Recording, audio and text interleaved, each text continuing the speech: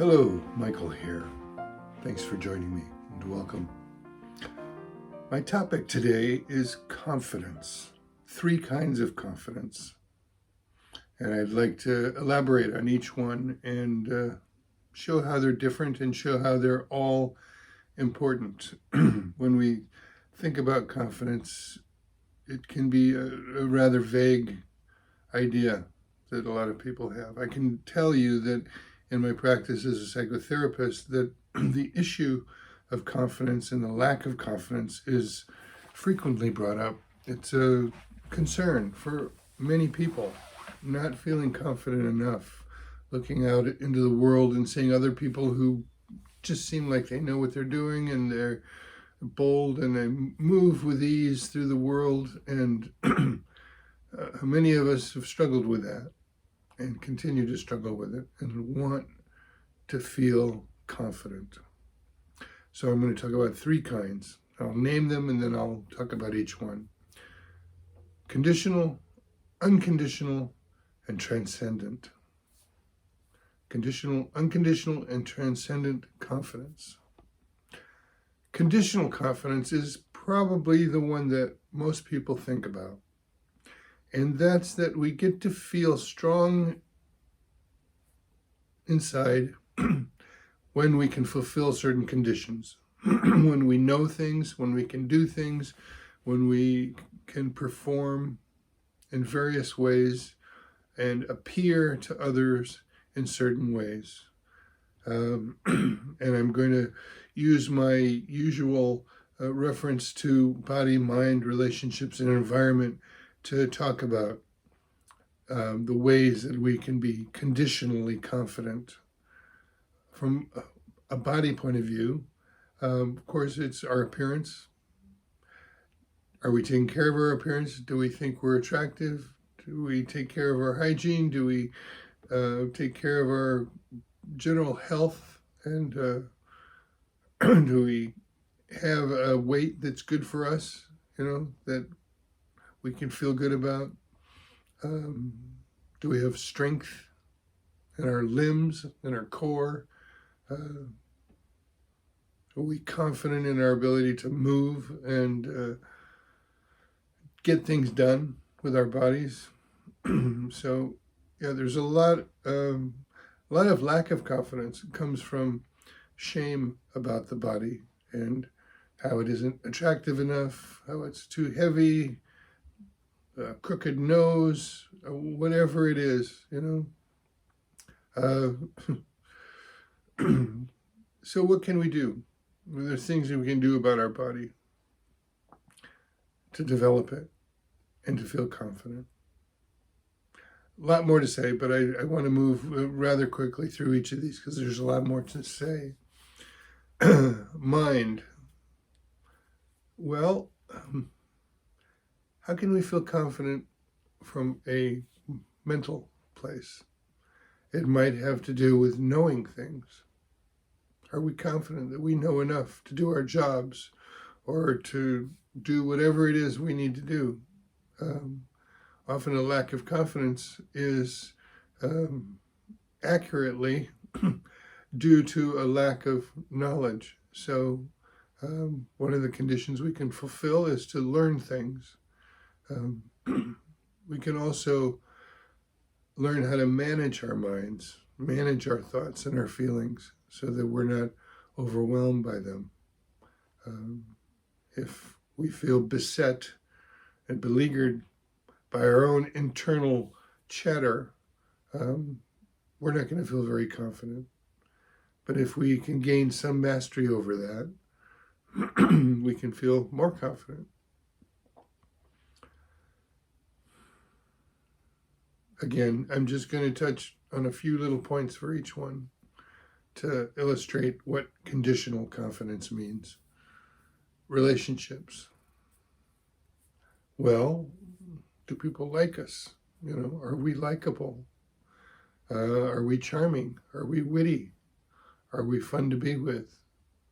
Are we useful? Can people rely on us? Are we assertive? Do we know assertiveness skills and practice them? Are we a part of a group? Do we assume a role in a group and get a sense of value and meaning and reflect it back from the group that we belong there? Or is that lacking for us? There's something we can do about it. We can at least aspire to fulfill these kinds of conditions so that we can feel more confident. Environment.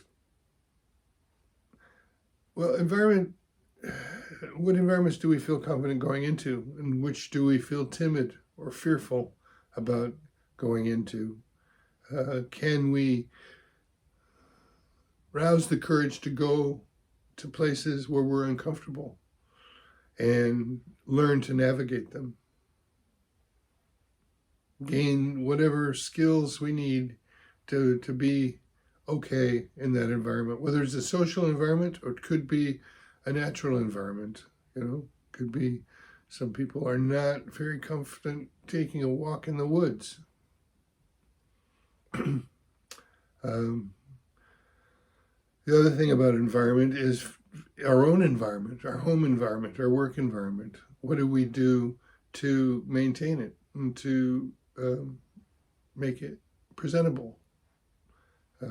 Some people don't feel confident about inviting people over to their homes because their homes are a mess, and they don't feel confident about that. Well, there's something that can be done. Whirlwind tour, I know, but just a little bit of a glimpse into what conditional confidence means in terms of body, mind, relationships, and environment. That there are things that we don't know and can't do that make us feel not so confident. Maybe we could learn those things, gain that knowledge, gain those skills, and feel more confident in these 4 areas. That we get to feel confident. Is that the end of the story? For some, it might be. There's a kind of a double bind, which is interesting, I think, is that a lot of the things that we may need to do to gain confidence almost seem to require confidence. So it's a matter of stretching. We have to stretch ourselves little by little into it. And in a sense, earn that feeling of confidence. And then we can enjoy it. We can feel a sense of strength and freedom to move about in the world. We've found our way. Conditional confidence. If you like this video, please give it a like and subscribe to my YouTube channel. And below in the description of this video, there's also a description of my online store, Attention Bazaar, and a link to the store so that you can come and visit, and hopefully you'll find something that speaks to you. If you don't like this video, if you seriously don't like this video, I'll take that seriously. I'd like to improve in any way I can, and getting some feedback would be helpful. So consider that. Unconditional confidence doesn't require any prerequisites. There's nothing that has to be done to earn it, to prove it, to maintain it. It's just there. It has to do with a way of fundamentally seeing, thinking about, and experiencing ourselves as fundamentally okay. We're workable. We deserve to be here as much as anybody else. If we're drawing breath, if we're conscious, something is already going right. And we can feel confident about that. Nobody can take it away. We don't have to prove ourselves. It's just a fact. And it's the same for everybody. Conditional confidence is different for everybody. We're confident for different reasons in different areas. Unconditional confidence is just the starting point for everybody. Everybody can have that level of confidence. This was something that developed in me through years of practice and study in the Buddhist tradition. I have a strong sense of something called Buddha nature. It's our most fundamental level of self, is that it's okay. It's okay. When I've described this to clients, that they've seemed a bit perplexed, as if it never occurred to them. Sometimes they get it, and it sounds great, but it seems like a far-fetched dream that anybody could actually experience that, really believe that and experience that. It seems too far of a stretch, but I can tell you that it's possible. There are practices for cultivating it, and I'll do a video on that at some point, a practice for cultivating that unconditional level of confidence. Sometimes I think I sequence this in terms of stages, first conditional, then unconditional. Sometimes in order to do what we need to do to develop conditional confidence, it almost seems like we need some level of unconditional confidence. We take that risk, we take that leap, we put ourselves in an awkward and a difficult situation in order to gain some skills or knowledge or ease. But we have to presume that we're going to be okay, that we're able to do that, because there's something indestructibly okay at our core. Sometimes, I guess I do need to mention this, because there can be a bit of confusion. There is something called the Shambhala training program. It's a secular approach to mindfulness and meditation. And its kind of principal assertion is that everybody possesses basic goodness. And that's what I'm talking about, basic goodness. If we think of this in moral terms, it can be a lot to try to figure out. Are people intrinsically good, and then somehow through bad circumstances develop to be bad? I'm not going to answer that question. I'm going to let you ponder that over. But what I'm saying about unconditional confidence is, I want to say, does not ignore the possibility that there are things in us that are not entirely good. Impulses and ways of being that we need to get a handle on. We might call it shadow. I suppose what I'm saying with unconditional confidence is that even with that, there's a belief and a feeling that it can be dealt with, that we have the wherewithal to deal with it. Okay.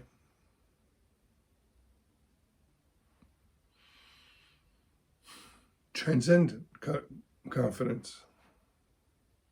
Transcendent confidence. Where else is there to go after conditional and unconditional? Interestingly, it only after deciding to do a video and coming up with a slogan did I really sit down and think harder about the issue of confidence. And I realized that there was another form that I hadn't articulated, but I was aware of. Transcendent confidence. And this is what that's about. When we think about confidence, we think about self-confidence, right? It's how we feel about ourselves. we might have conditional confidence because we feel good about ourselves because we know and can do things. We present to the world in ways that are admirable. But even if it's unconditional, it's still self. It's a conception of I'm okay, and I'm experiencing myself as okay. Transcendent confidence has nothing to do with the self. That's primarily what it's transcending, is a preoccupation with the self, whether conditional or unconditionally. And where this happens, or where I've experienced it mostly, is in being immersed in something that I really love, something I care about, something that is drawing me into it, and I'm surrendering into it and giving myself to it completely, and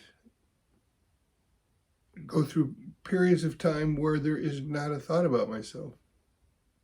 And I think that this is the experience of transcendent confidence, is when you're no longer even thinking about yourself.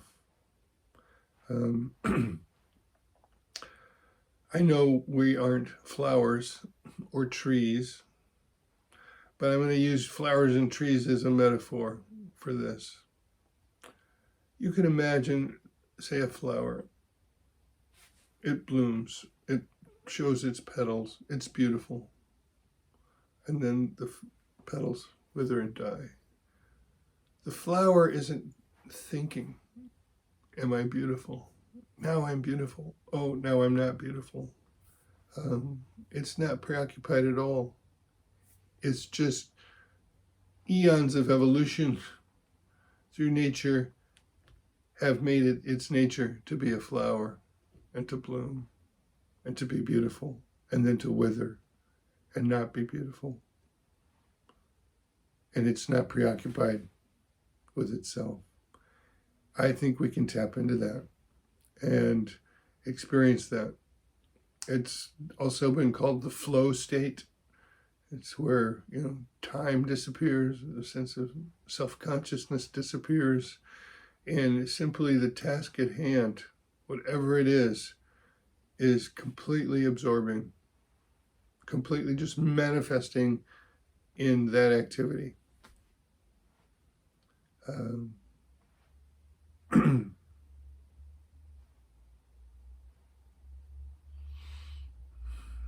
My hunch is, although it sounds lofty, it may sound like you may have to do years of spiritual practice to experience it. I think it's something that everybody has a taste of. You've done something. You've been so into something at some point that you forgot about yourself. You weren't a problem. Maybe later, after you come out of whatever that was, you start to evaluate it, assess yourself, and try to decide whether you're okay or not. But when you're in it, it's irrelevant. Well, that's what I call transcendent confidence.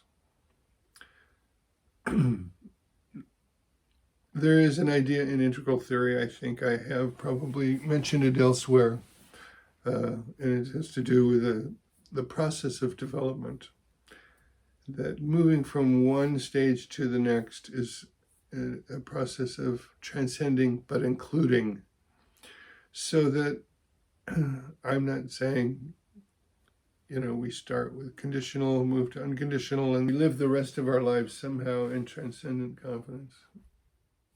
If that happens for some, that's great. For the most of us, it's going to be visiting all three. We're going to go back. We'll have unconditional confidence, and then we'll go back and we'll polish ourselves up. We'll develop a little bit further. We'll get more conditional confidence in some area that we didn't have it before. And then we'll rest Rest in the feeling of unconditional confidence. And then we'll become so immersed in what we love and care about that none of that will matter. None of that will matter. We'll do that for a while. Then we'll come out of that. We'll go back. Go here, go there. We go back and forth. We cultivate the capacity for all three kinds of confidence throughout a lifetime and never exhaust it.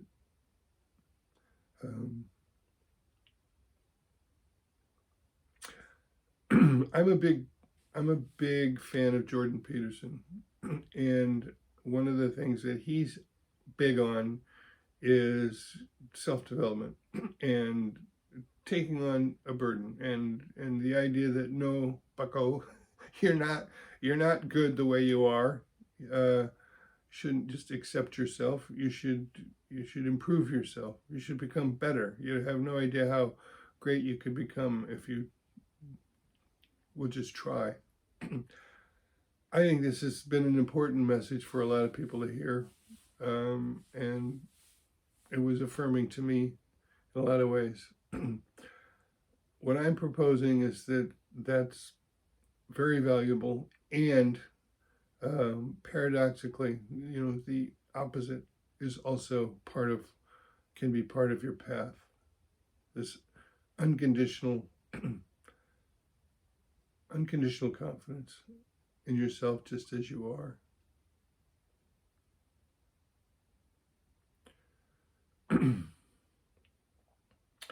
And that means your core self, that kind of fundamental place is okay. Doesn't mean everything you do is okay, but it means what's under it, behind it, inside of it,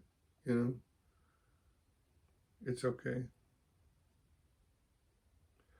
All right, let's wrap this up.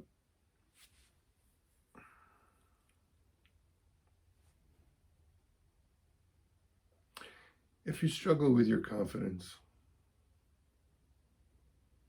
have hope.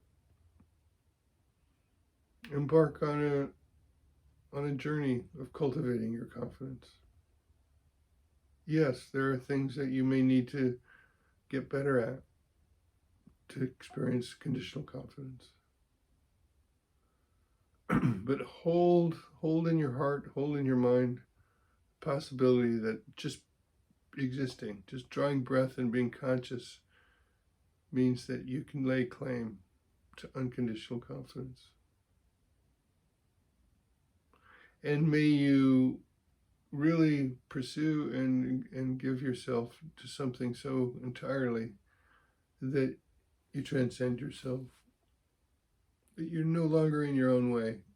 You're no longer preoccupied with your status or your esteem, your self-esteem. You're just blooming like a flower.